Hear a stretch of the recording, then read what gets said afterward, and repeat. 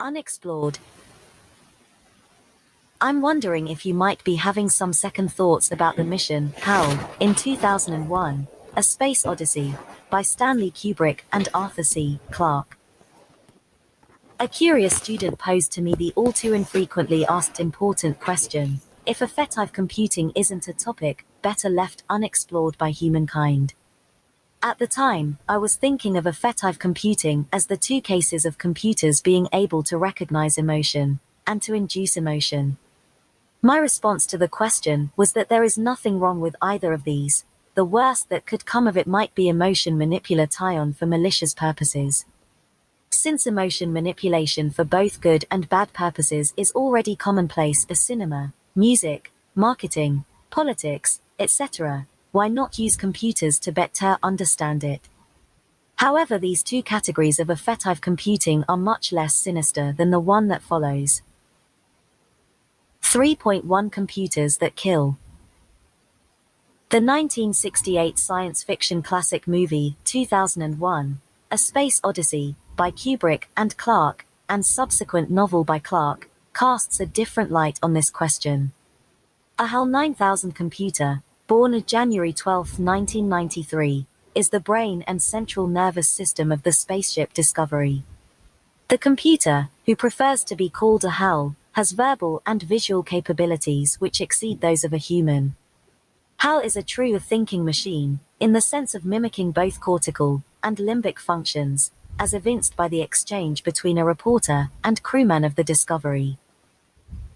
Reporter, one gets the sense that he, HAL, is capable of emotional responses. When I asked him about his abilities, I sensed a sort of pride. Crewman, well, he acts like he has genuine emotions. Of course he's programmed that way to make it easier for us to talk with him. But whether or not he has real feelings is something I don't think anyone can truly answer. As the movie unfolds, it becomes clear that HAL is not only articulate, but capable of both expressing and perceiving feelings, by his lines. I feel much better now. Look, Dave, I can see you're really upset about this. But HAL goes beyond expressing and perceiving feelings. In the movie, HAL becomes afraid of being disconnected. The novel indicates that HAL experiences internal conflict between truth and concealment of truth. This conflict results in HAL killing all but one of the crewmen, Dave Bowman, with whom HAL said earlier he enjoys a stimulating relationship. HAL not only passes the Turing test, he has the ability to kill the person administering it. The theme bears repeating. When everyone is complaining that computers can't think like humans, an erratic genius, Dr. Daystrom, comes to the rescue in the episode, The Ultimate Computer, from Star Trek, the original series. Daystrom impresses his personal engrams on the highly advanced M5 computer, which is then put in charge of running the ship. It does such a fine job that soon the crew is making Captain Kirk uncomfortable with jokes about how he is no longer necessary. But soon the M5 also concludes that people are trying to kill it, and this poses an ethical dilemma. Soon it has Kirk's ship firing illegally at other Federation ships. Desperate to convince the M5 to return the ship to him before they are all destroyed, Kirk tries to convince the M5 that it has committed murder and deserves the death penalty. The M5, with Daystrom's personality, reacts first with arrogance and then with remorse, finally surrendering the ship to Kirk. 3.1.1 A Dilemma. The message is serious. A computer that can express itself emotionally will someday act emotionally, and the consequences will be tragic. Objection to such an emotional computer, based on fear of the consequences, parallels the heads in the sand objection, one of 9 objections playfully proposed and refuted by Turing in 1950 to the question, can machines think? 46. This objection leads, perhaps more importantly, to a dilemma that can be stated more clearly when one acknowledges the role of the limbic system in thinking. Cytarek, talking about how the limbic system efficiently shares components such as attention, memory, and emotion, notes, Its ability to determine valence and salience yields a more flexible and intelligent creature, one whose behavior is unpredictable and even creative. 5. In fact, it is commonly acknowledged that machine intelligence cannot be achieved without an ability to understand and express affect. Negroponte, referring to Hal, says, Hal had a perfect command of speech, understanding and enunciating, excellent vision, and humor, which is the supreme test of intelligence. 10. But with this flexibility, intelligence, and creativity comes unpredictability. Unpredictability in a computer, and the unknown in general, evoke in us a mixture of curiosity and fear. Asimov, in The Bicentennial Man, 47, presents 3 laws of behavior for robots, ostensibly to solve this dilemma and prevent the robots from bringing harm to anyone. However, his laws are not infallible. One can propose logical conflicts where the robot will not be able to reach a rational decision based on the laws. The law-based robot would be severely handicapped in its decision-making ability, not too differently from the frontal lobe patients of DiMaggio. Can we create computers that will recognize and express affect, exhibit humor and creativity, and never bring about harm by emotional actions? 3.2 Unemotional, but affective computers. Man's greatest perfection is to act reasonably no less than to act freely, or rather, the two are one and the same. Since he is the more free the less the use of his reason is troubled by the influence of passion. Gottfried Wilhelm von Leibniz, 48-8. Computer cannot express affect, can express affect. Cannot perceive affect, I. Can perceive affect, I. 4. Table 1. 4 categories of affective computing, focusing on expression and recognition. Although expressing and recognizing affect are important for computer-human interaction, building emotion into the motivational behavior of the computer is a different issue. Emotional, when it refers to people or to computers, usually connotes an undesirable reduction in sensibilities. Interestingly, in the popular series Star Trek, The Next Generation, the affable android Data was not given emotions, although he is given the ability to recognize them in others. Data's evil android brother, Lore, had an emotion chip, and his daughter developed emotions, but was too immature to handle them.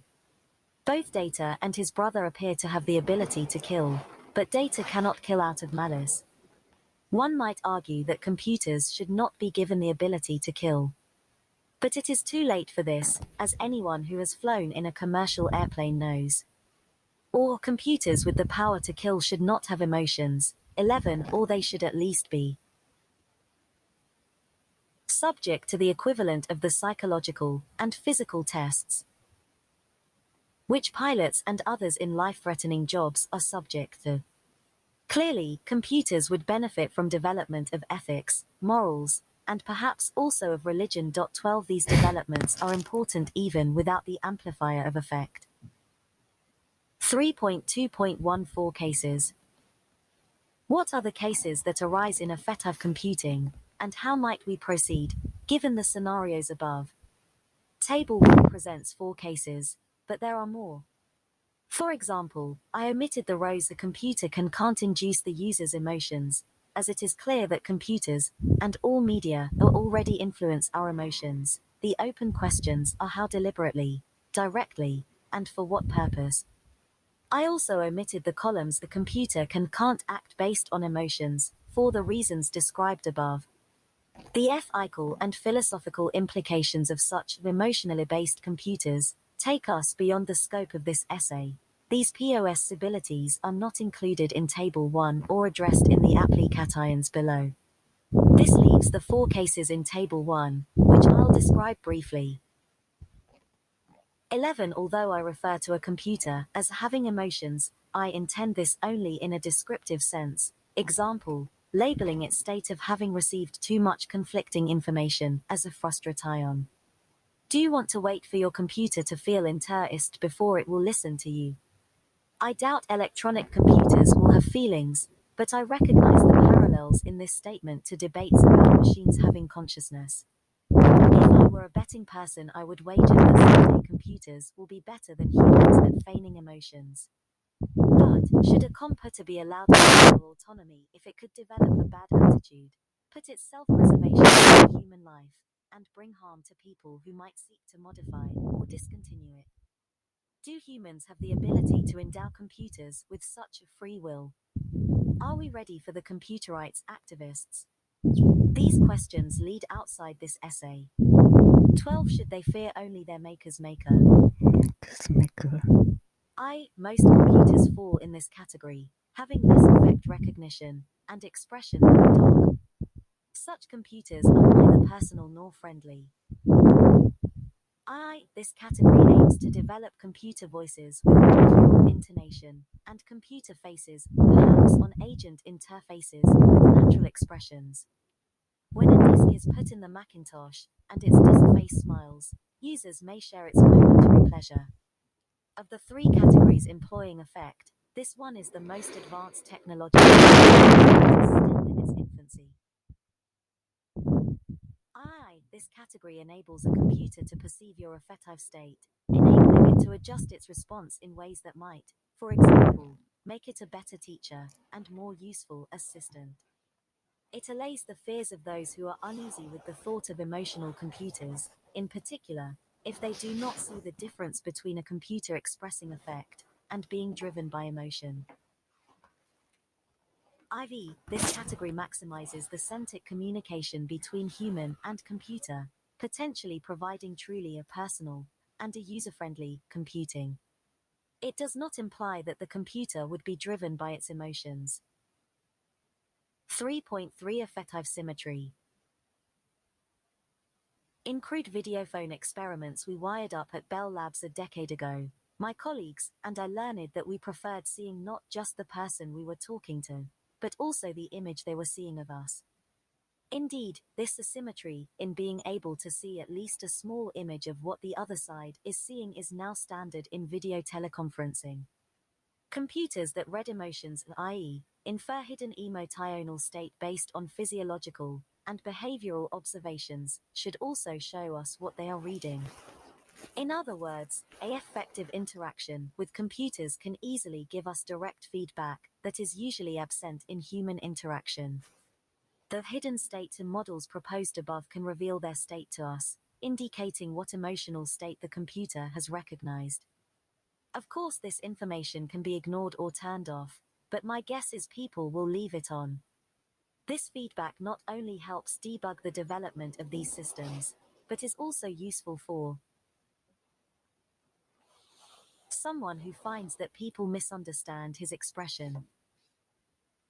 Such an individual may never get enough precise feedback from people to know how to improve his communication skills. In contrast, his computer can provide ongoing personal feedback. If computer scientists persevere in giving computers internal emotional states, then I suggest that these states should be observable. If Hal's centric state were observable at all times by his crewmates, then they would have seen that he was afraid as soon as he learned of their plot to turn him off. If they had observed this fear and used their heads, then the 2001 storyline would not work. Will we someday hurt the feelings of our computers? I hope this won't be possible, but if it is a possibility, then the computer should not be able to hide its feelings from us. For affective media. Below I suggest scenarios for applications of affective computing, focusing on the three cases in Table 1 where computers can perceive and or express affect. The scenarios below assume modest success in correlating observations of an individual with at least a few appropriate affective states. 9. 4.1 Entertainment. One of the world's most popular forms of entertainment is large sporting events, especially World Series, World Cup, Super Bowl, etc. One of the pleasures that people receive from these events, whether or not their team wins, is the opportunity to express intense emotion as part of a large crowd. A stadium is one of the only places where an adult can jump up, and down cheering and screaming, and be looked upon with approval, nay accompanied.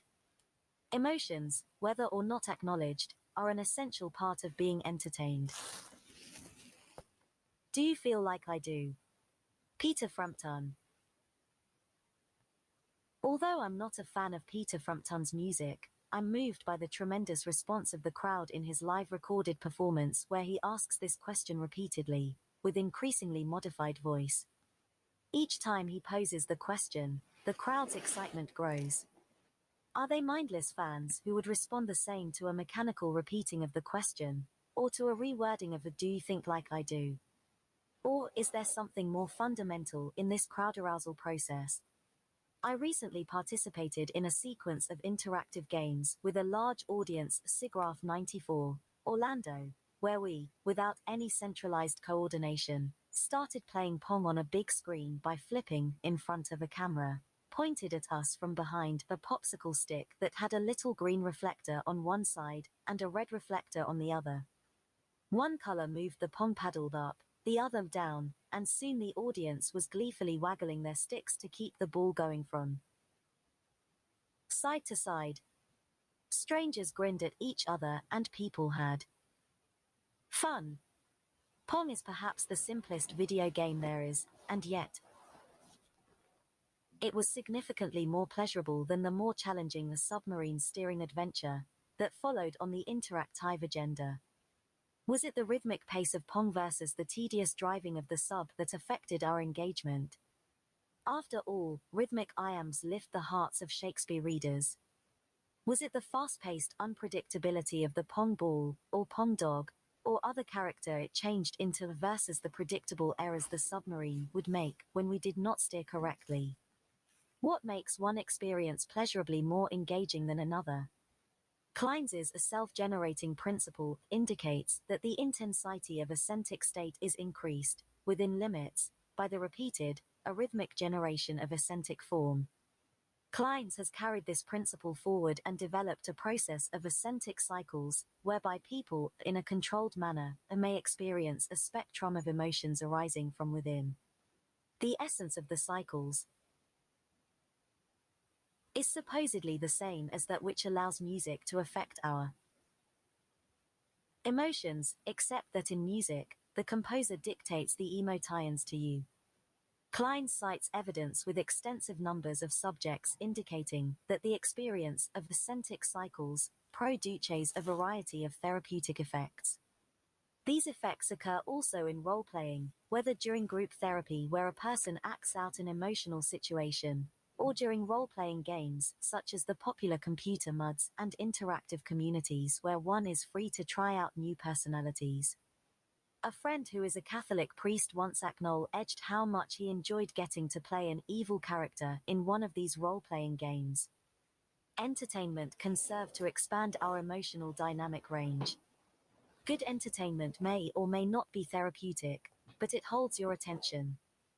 Attention may have a strong cognitive component, but it finds its home in the limbic system, as mentioned earlier. Full attention that immerses, pulls one in the soul.